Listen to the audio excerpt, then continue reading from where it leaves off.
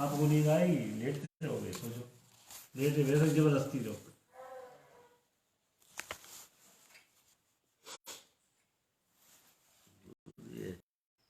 अपने जैसा बना करके इस धरती पर उतारा है, तो ये निर्बल कैसा है? अब सवाल उठता है कि ये निर्बल कैसा कम। बेटा लगा अपना नेट। मैं अभी कह रहा था, अच्छा इस पे करना पड़ेगा, कनेक्ट भाई करो नीचे। कनेक्ट आप नेट ऑफ कर दी।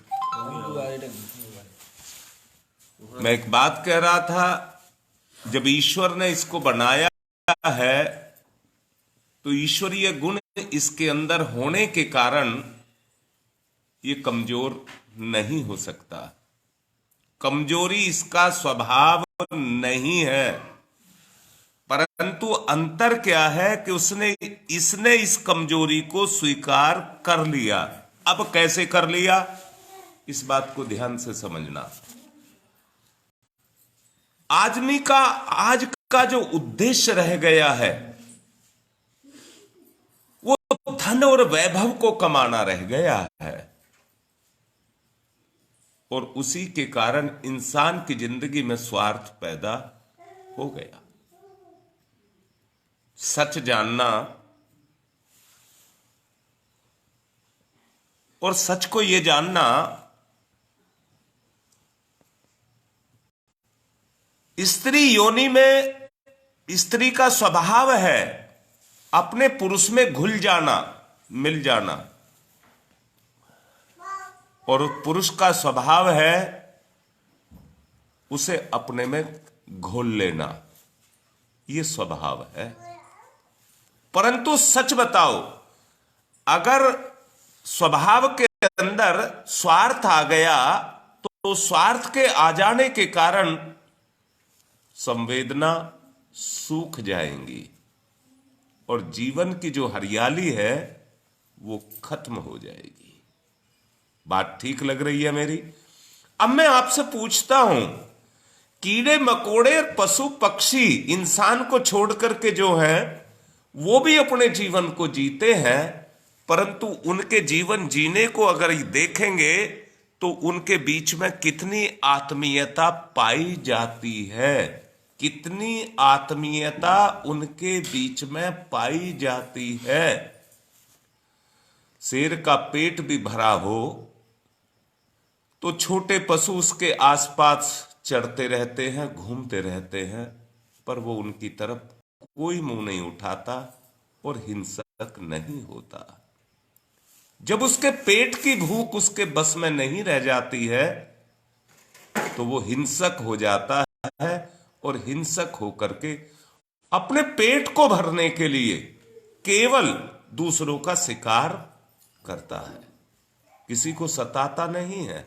नहीं तो उसका तो जीवन ही नरक में चला गया होता, परंतु नहीं, वो किसी को सताता नहीं है। पेट की भूख ईश्वर की दी हुई है, प्रकृति की दी हुई है, इसलिए अपनी प्रकृति से वो अपनी प्रकृति की पूर्ति करता है। कोई मतलब नहीं है उसका हिंसा से। परंतु आदमी का स्वभाव कैसा है कि ये केवल अपनी आवश्यकताओं को पूरा नहीं करता है। आवश्यकताओं को पूरा कर ले तो ठीक है, कोई दिक्कत नहीं है, कोई दिक्कत नहीं है। और फिर कह रहा हूं, आवश्यकताओं की पूर्ति के लिए ईश्वर ने इसको क्या नहीं दिया, क्या नहीं दिया। आप देखिए, परिवार देकर के उसने सब कुछ आपको दे दिया, परिवार देकर के उसने आपको सब कुछ दे दिया, पर इंसान का अपना स्वरूप है कि उसको पा करके भी उसके स्वार्थ की पूर्ति नहीं होती, और वो क्या करता है, इधर उधर बाहर की तरफ अपने मुंह को मारता है, क्योंकि भूखा होता है शेर की तरह से, इसलिए वो क्या होता है, हिंसक होता है, हिंसा करता है।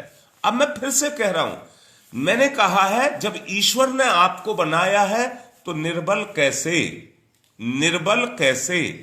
निर्बलता का मूल कारण जो है अपनी भाव संवेदनाओं का सूख जाना है, जैसे प्यासा व्यक्ति भड़बड़ाता हुआ फिरता है परंतु उसकी अंतरात्मा तृप्त नहीं होती, इसलिए वो चारों तरफ अपने हाथ मारता रहता है कि मुझे कहीं से कुछ मिले, उसको वो ढूंढता हुआ रहता है। मैंने अभी कुछ देर पहले कहा है, उसने हर चीज को किसी ना किसी उद्देश्य के लिए बनाया है। मैं तो कहता हूं आपके शरीर पे एक बाल भी है तो उसका भी कोई ना कोई उद्देश्य है, केवल वो आपके शरीर की शोभा को बढ़ाने के लिए ही नहीं है, आपके सिर की रक्षा भी करता है जहां जैसी आवश्यकता है।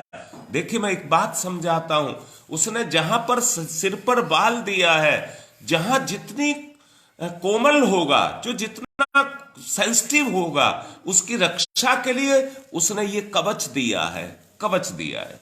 बात समझ आ गई?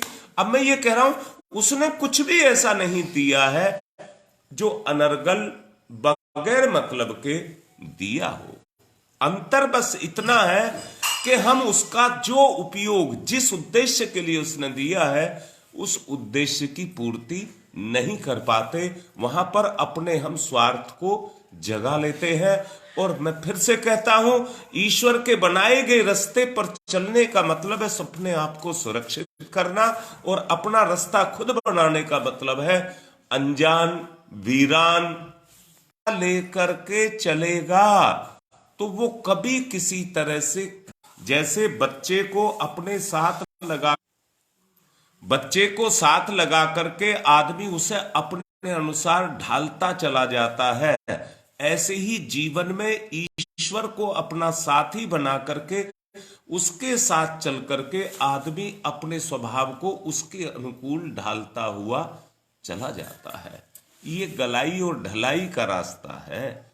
यहां मैं फिर से कह रहा हूं, पुरुष का अपना वो बलवान बन जाता है। इसी तरह से हम भी आपस में एक दूसरे के साथ जब हमारी भाव संवेदना बनकर के आती है, करके आता है, तो उन भाव संवेदनाओं के कारण एक शक्ति पैदा होती है और उसी शक्ति का नाम है आत्मिक ताकत।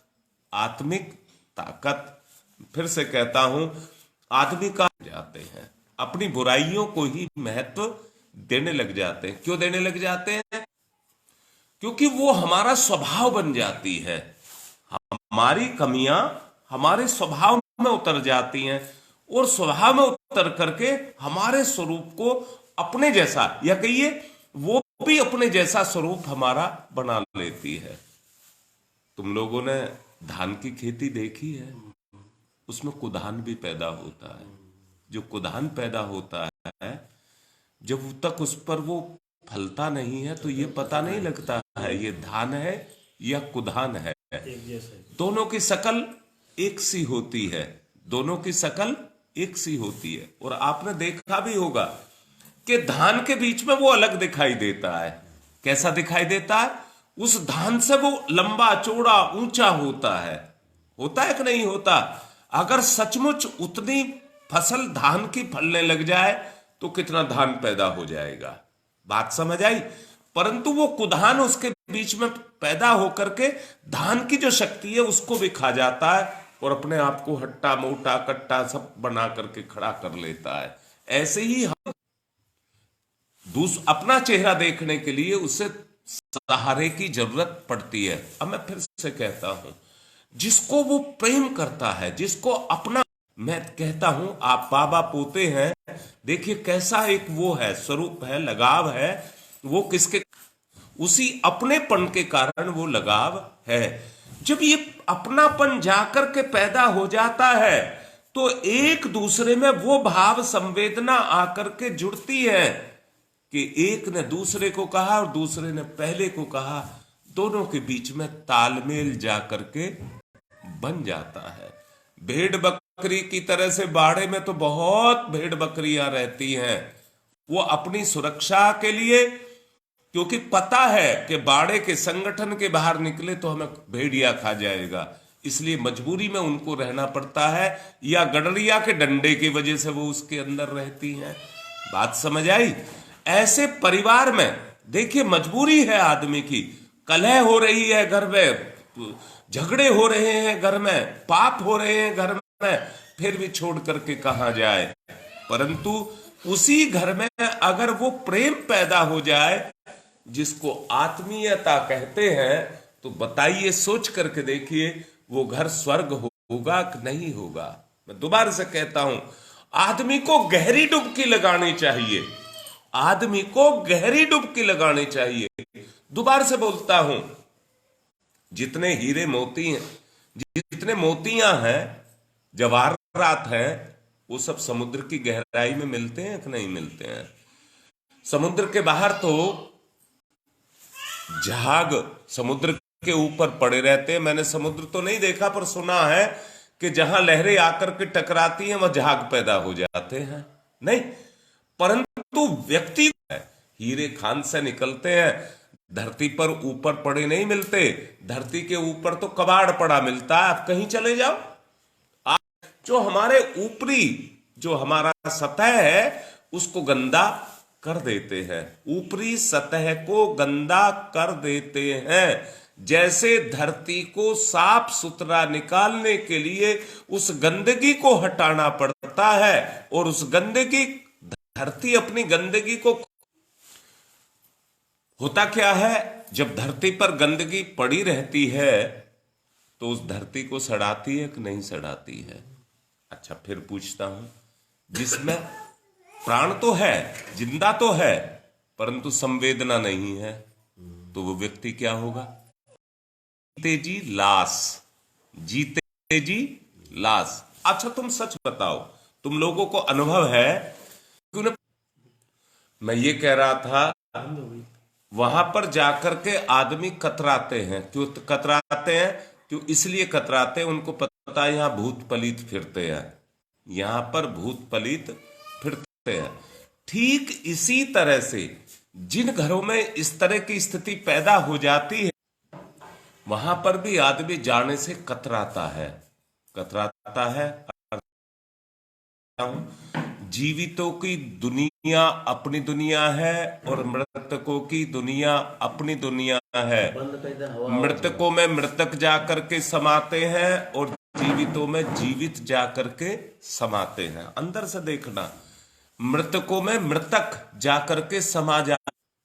दोबारा से ये कह रहा हूं, शरीर तो मरने के बाद दफनाए या जलाए जाते हैं, शरीर तो खत्म हो गए, चले गए, परंतु जो उनके जीव हैं वो फिर भटकते हैं अपनी उन तड़फन के कारण जो उनके अंदर स्वार्थों के रूप में आकर के पैदा हो गई। क्योंकि चेतना का स्वरूप तो वैसा हो गया, उस स्वरूप के होने के कारण वो स्वरूप उनको भटकाता रहता है। इसलिए अगर वो शमशान घाट या अगर वो वहां से गुजरता है तो वो प्रभाव, उसके प्रभाव को, जो उसका आत्मिक प्रभाव है, उसको प्रभावित करता है। बोलो, ये सहज प्रक्रिया है कि नहीं है? वो चाह करके उस काम को नहीं करता है, परंतु वो उसके साथ स्वाभाविक उसकी चेतना को प्रभावित करती है। और स्वाभाविक रूप से प्रभावित करने के कारण, मैंने स्वभाव की बात कही है, आप अपने आप को रोक सकते हैं, परंतु अपने स्वभाव को आपके बस में नहीं है। इसलिए ईश्वर ने आपको क्या दिया है?